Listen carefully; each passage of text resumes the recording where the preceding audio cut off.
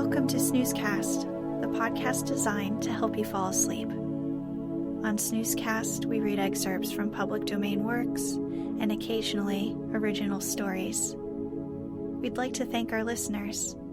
If you enjoy our show, please review us on Apple Podcasts and also share it with a friend. The best place to listen to us is on our website, snoozecast.com. That way you can play a single episode and fall asleep without another one automatically playing. This episode is supported by Snow Piles in April That Just Won't Quit. Tonight, I'll be continuing where we left off from a Japanese folk story called The Bamboo Cutter and the Moonchild. It's taken from a book originally published in 1908 by Yae Theodora Ozaki from Tokyo. The author's story was inspired by the Japanese classic Taketare Monogatari. In the story, the father, the bamboo cutter, beseeches his beautiful and magical moon princess adopted daughter to pick one of 5 gallant knights as her husband. She has demanded further trials to vie for her love.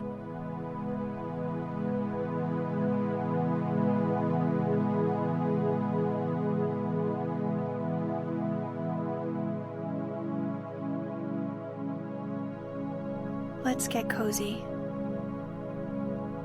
Close your eyes. Relax your body into the softness of your bed. Now, take a few deep breaths.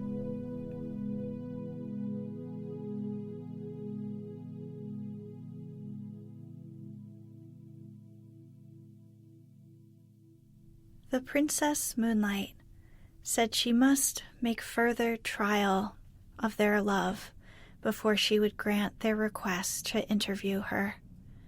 The 5 warriors were to prove their love by each bringing her from distant countries something that she desired to possess. That same evening, the suitors arrived and began to play their flutes in turn, and to sing their self-composed songs telling of their great and tireless love. The bamboo cutter went out to them and offered them his sympathy for all they had endured and all the patience they had shown in their desire to win his foster daughter. Then he gave them her message, that she would consent to marry whosoever was successful in bringing her what she wanted. This was to test them. The 5 all accepted the trial and thought it an excellent plan, for it would prevent jealousy between them. Princess Moonlight then sent word to the first knight that she requested him to bring her the stone bowl which had belonged to Buddha in India. The second knight was asked to go to the mountain of Harai, said to be situated in the Eastern Sea, and to bring her a branch of the wonderful tree that grew on its summit. The roots of this tree were of silver, the trunk of gold, and the branches bore as fruit white jewels. The third knight was told to go to China and search for the fire rat and to bring her its skin. The fourth knight was told to search for the dragon that carried on its head the stone radiating 5 colors and to bring the stone to her. The fifth knight was to find the swallow which carried a shell in its stomach and to bring the shell to her. The old man thought these very hard tasks and hesitated to carry the messages, but the princess would make no other conditions. So her commands were issued word for word to the 5 men who, when they heard what was required of them, were all disheartened and disgusted at what seemed to them the impossibility of the tasks given them, and returned to their own homes in despair. But after a time, when they thought of the princess, the love in their hearts revived for her, and they resolved to make an attempt to get what she desired of them. The first knight sent word to the princess that he was starting out that day on the quest of Buddha's bowl, and he hoped soon to bring it to her. But he had not the courage to go all the way to India, for in those days traveling was very difficult and full of danger. So he went to one of the temples in Kyoto and took a stone bowl from the altar there, paying the priest a large sum of money for it. He then wrapped it in a cloth of gold and, waiting quietly for 3 years, returned and carried it to the old man. Princess Moonlight wondered that the knight should have returned so soon. She took the bowl from its gold wrapping, expecting it to make the room full of light, but it did not shine at all.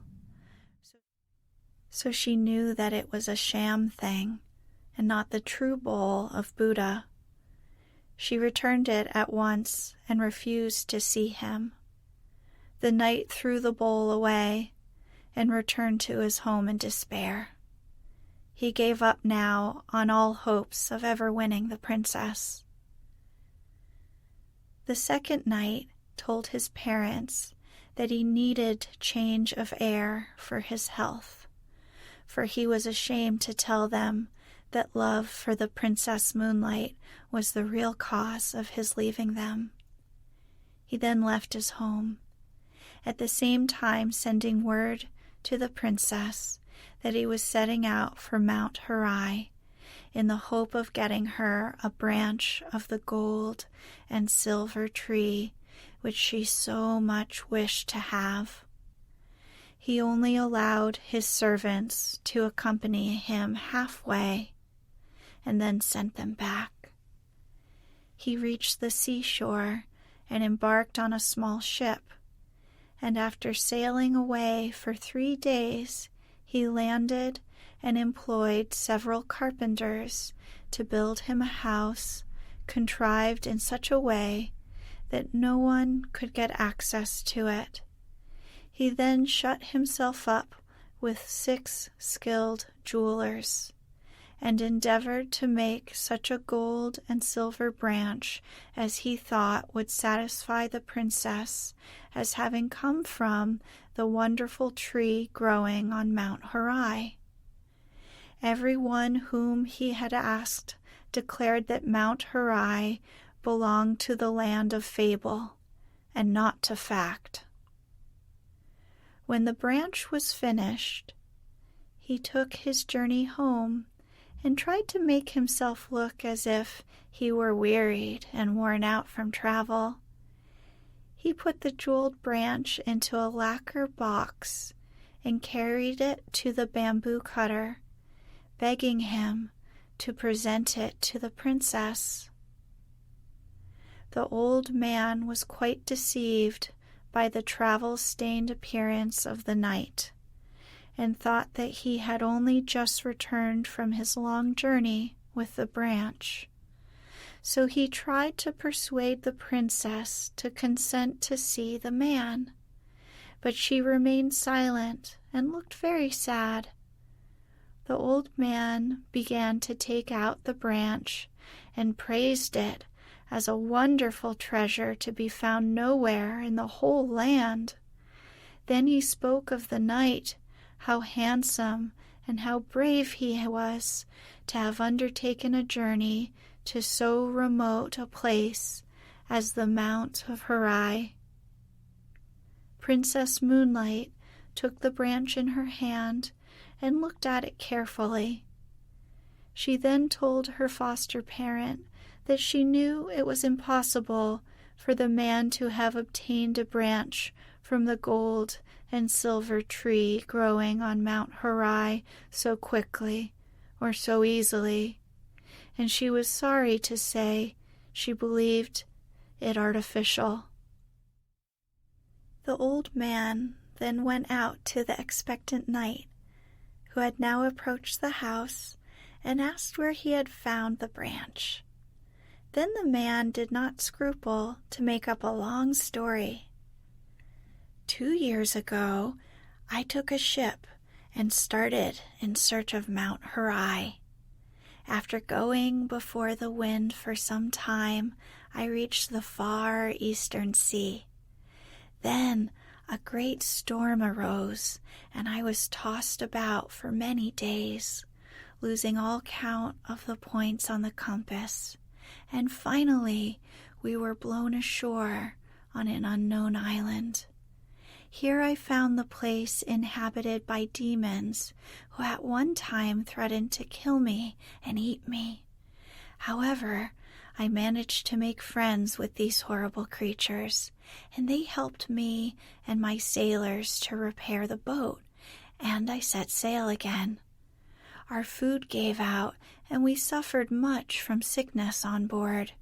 At last, on the 500th day from the day of starting, I saw far off on the horizon what looked like the peak of a mountain.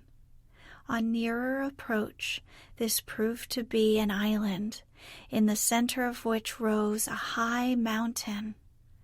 I landed, and after wandering about for 2 or 3 days, I saw a shining being coming toward me on the beach, holding in his hands a golden bowl.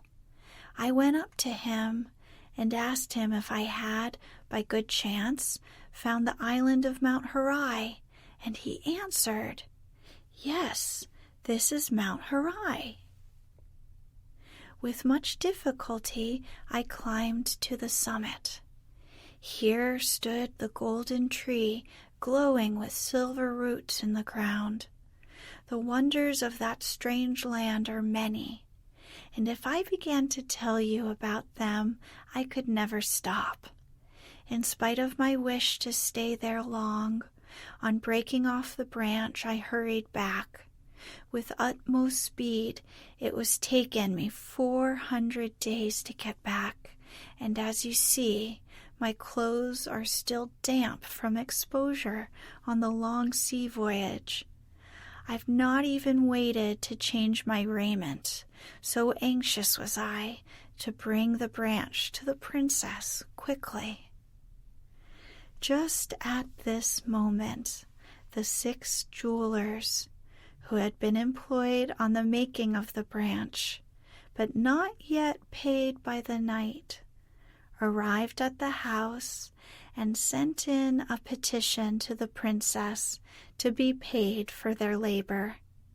They said that they had worked for over 1,000 days making the branch of gold, with its silver twigs and its jeweled fruit, that was now presented to her by the knight, but as yet they had received nothing in payment.